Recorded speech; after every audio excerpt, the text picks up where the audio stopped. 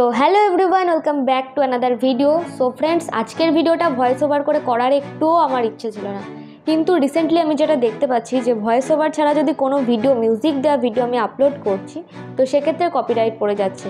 তো কোনো রকম রিস্ক না নিয়ে এটা ভয়েস ওভার করেই করছি। ব্যাকগ্রাউন্ডে মিউজিক পড়লে কিছু হচ্ছে না, কিন্তু ডাইরেক্ট মিউজিক দিলে দেখছি সেখানে কপিরাইট আসছে। তো জানি না কি প্রবলেম হচ্ছে এটা। যাই হোক, অনেক দিন প্রায় 1 বছর পর আমি এই ধরনের ছবি করছি। এরকম টুকটাক ছোটোখাটো ছবি আগে প্রচুর করেছি, কিন্তু আর্ট কলেজে ভর্তি হওয়ার পরে এইগুলো থেকে একদম পুরো বেরিয়ে এসেছিলাম। তো আজকে যেটা করছি সেটা হচ্ছে উডেন স্লাইসের ওপরে অ্যাক্রিলিক পেন্টিং। তো আশা করছি একটা দেখতে পাচ্ছিলে পেছনে একটা ছবি আমি অলরেডি করেছি। তো এখন চলো নতুনটা স্টার্ট করি। তোমরা জাস্ট দেখতে থাকো কীভাবে করছি। আশা করছি এটাকে ডিটেলস বা একদম এক্সপ্লেন টিউটোরিয়াল করে বলার দরকার নেই।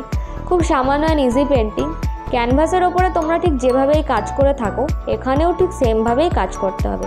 কোনো এক্সট্রা কিছু বলার দরকার নেই যে কতটা জল মেশাতে হবে, জল মেশানো উচিত কি উচিত না।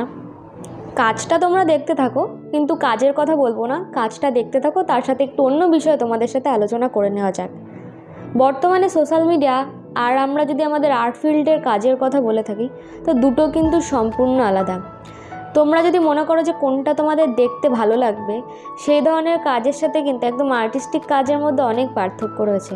সাপোজ এই কাজটার মধ্যে কিন্তু নিজস্বতা বা নতুন কিছু ক্রিয়েট করা সেরকম কিছু নেই, কিন্তু যদি সাধারণ পিপল, কমন পিপল বা কোনো ছোটো বাচ্চা বা নিউ বিগিনার্সরা যদি দেখে থাকে তাদের কাছে এই ছবিটা খুব অ্যাট্রাকটিভ। কিন্তু লাস্ট আমি যে কথাকলি পেন্টিংটা বানিয়েছিলাম সেটার মধ্যে কিন্তু কাজের স্টাইলের মধ্যে নিত্য নতুন একটা কাজ রয়েছে, কিন্তু সেইগুলো লোকের কাছে বেশি অ্যাট্রাক্টেড নয়।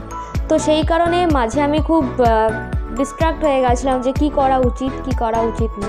তো আমি এখন যেটা ডিসাইড করেছি যে আমি যে স্টাইলে কাজ করা পছন্দ করি বা যেটা অ্যাকচুয়ালি আর্ট ফিল্ডের কাজ সেটাই করব। তবে তোমাদের ভালো লাগার জন্য এই ধরনের ছবিও আমি মাঝে মধ্যে দেব। আর বলেছিলাম যে আর্ট কলেজ সম্পর্কে বেশ কিছু ইনফরমেশান দেব, একটু প্রবলেমের জন্য দিতে পারছি না ভিডিওটা। তো আমি তোমাদেরকে বলবো যে আমার সঙ্গে থাকবে, তোমাদেরকে অনেক ইনফরমেশান জানাবো। এমনকি আমি অনেক কিছু এক্সপিরিয়েন্স করেছি লাইফে, সেগুলো তোমাদের সাথে শেয়ার করব। অনেক কিছু তোমরা শিখতে পারবে আমার ভিডিও থেকে। দেখো, কথা বলতে বলতে ছবিটা কমপ্লিটই হয়ে গেল।